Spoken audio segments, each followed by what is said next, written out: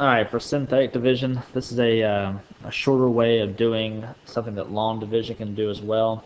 But synthetic division only works when you are dividing by something that looks like this, like an x plus 2 or an x minus 2. The x has to have a degree of 1 and it cannot have a number out in front of it.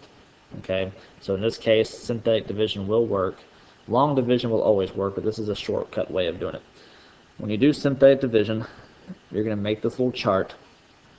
And what synthetic division does is it eliminates you dealing with any of the variables until the very last step.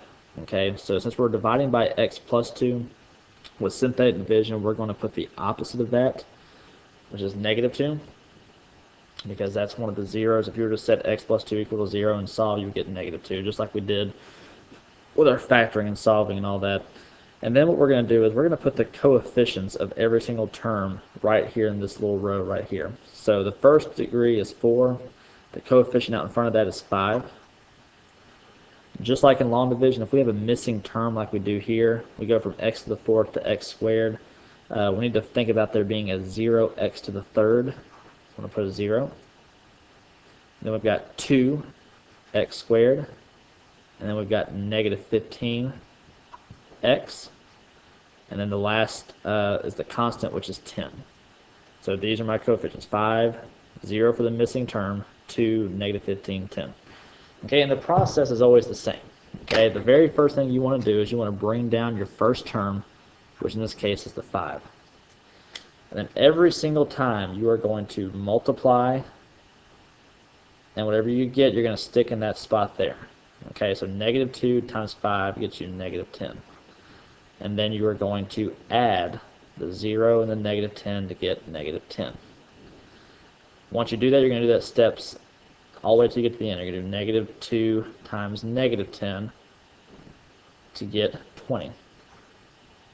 2 plus 20 is 22. Then you're going to do negative 2 times 22, which is negative 44. You're going to add those two together. Negative 15 minus 44 is going to get you negative 59. And then you're going to do negative 2 times negative 59 to get positive 118. And then you are going to add those two to get 128. Okay? And these numbers may not make like a whole lot of sense now, but here's how it works.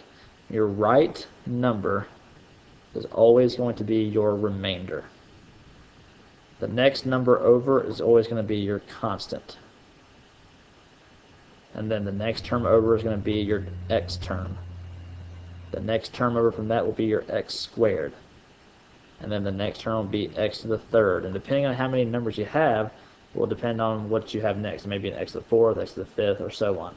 So my final answer is going to be 5x to the 3rd minus 10x squared. And then it's a positive 22. It's going to be plus 22, and that correlates with the x. And then my minus 59 is the constant. It does not have an x with it. And then my remainder needs to be added off to the side. And just like with long division, you take your remainder and divide it by what you were dividing by with the first place, which in this case was an x plus 2. And if you wanted to, you could check this by long division, and you would get the same exact answer.